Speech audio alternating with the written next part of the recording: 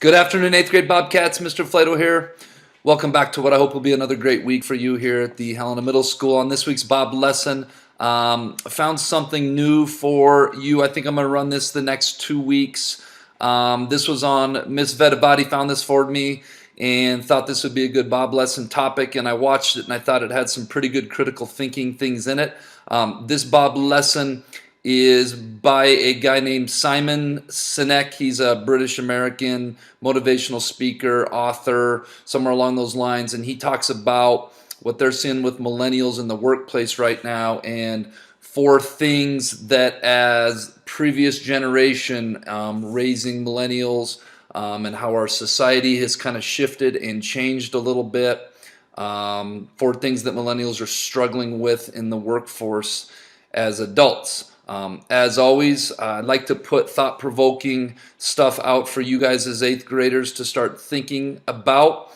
My job as a school counselor, I feel like, is to inform you guys as much as possible moving forward. What I say isn't absolute, or what I put out on a Bob lesson isn't absolute.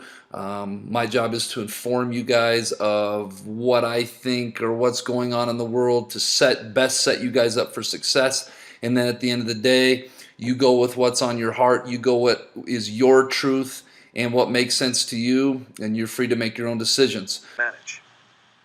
And they're accused of being entitled and narcissistic, self-interested, unfocused, lazy. But entitled is the big one. And because they confound leadership so much, what's happening is leaders are asking the millennials, what do you want? And millennials are saying, we want to work in a place with purpose, love that. We want to make an impact, whatever that means.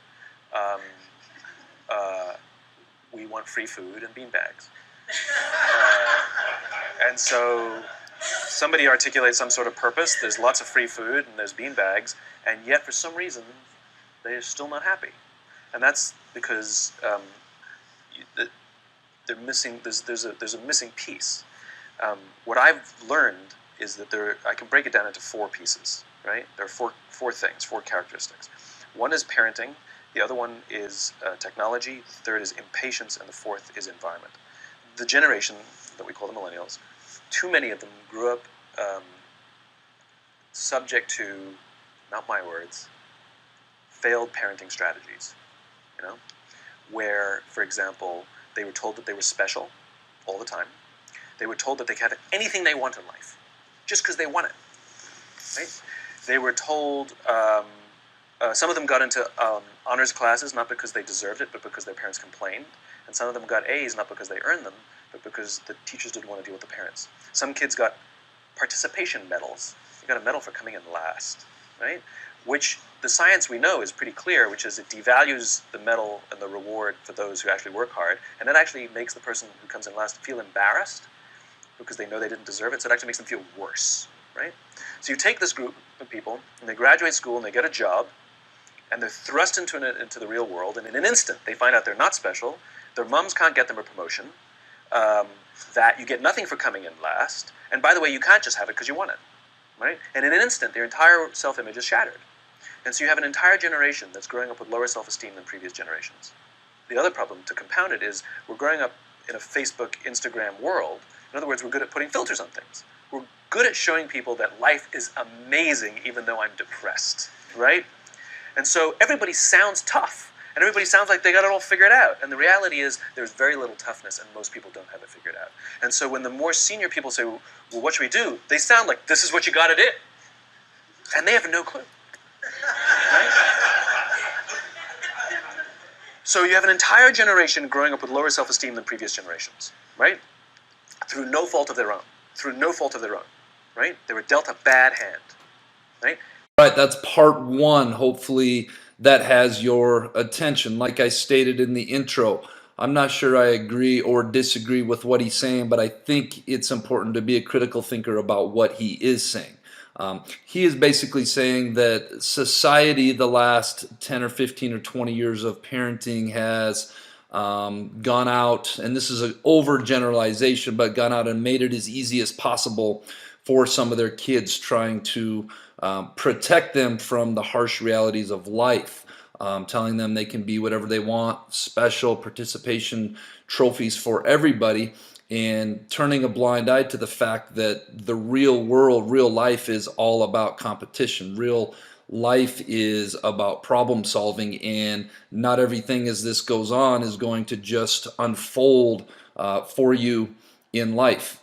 And what his concern was is that society, when raising kids, is sending them the wrong messages and kind of sugarcoating it, that you can go out and be whatever it is you want to be in the world, that everything's going to be handed to you on a silver platter, and then you get out in the real world and it just simply does not work that way. On this second part that's coming up, it's very similar to a lot of the stuff he talks about technology, a lot of the same stuff I covered on earlier Bob lessons about these things and how they change our brain chemistry and how it hardwires our brain in a very similar fashion to alcoholism or drug addiction or gambling addiction. And it's a good reviewer here coming up for what I talked about in previous Bob lessons to start the school year. So again, hopefully you guys are enjoying this. Hopefully it's just making you think about things, and again, you decide your own truth. Now let's add in technology. We know that engagement with social media and our cell phones releases a chemical called dopamine. That's why when you get a text, it feels good, right? So, we've all had it where you're feeling a little bit down or feeling a bit lonely, and so you send out 10 texts to 10 friends, hi, hi, hi, hi, hi, because it feels good when you get a response, right? Right? It's why we count the likes. It's why we go back 10 times to see if my Instagram is growing slower. Did I do something wrong? Do they not like me anymore? Right? The trauma for young kids to be unfriended, right? Because we know when you get a hit of dopamine, which feels good. It's why we like it. It's why we keep going back to it. Dopamine is the exact same chemical that makes us feel good when we smoke, when we drink, and when we gamble. In other words, it's highly, highly addictive. Right? We have age restrictions on smoking, gambling, and alcohol, and we have no age restrictions on social media and cell phones, which is the equivalent of opening up the liquor cabinet and saying to our teenagers, hey, by the way, this adolescence thing, if it gets you down... But that's basically what's happening. That's basically what's happening, right? That's basically what happened. You have an entire generation that has access to an addictive, numbing chemical called dopamine through social media and cell phones as they're going through the high stress of adolescence. Why is this important? Almost every alcoholic discovered alcohol when they were teenagers. When we're very, very young, the only approval we need is the approval of our parents. And as we go through adolescence, we make this transition where we now need the approval of our peers. Very frustrating for our parents, very important for us. It allows us to acculturate outside of our immediate families into the broader tribe.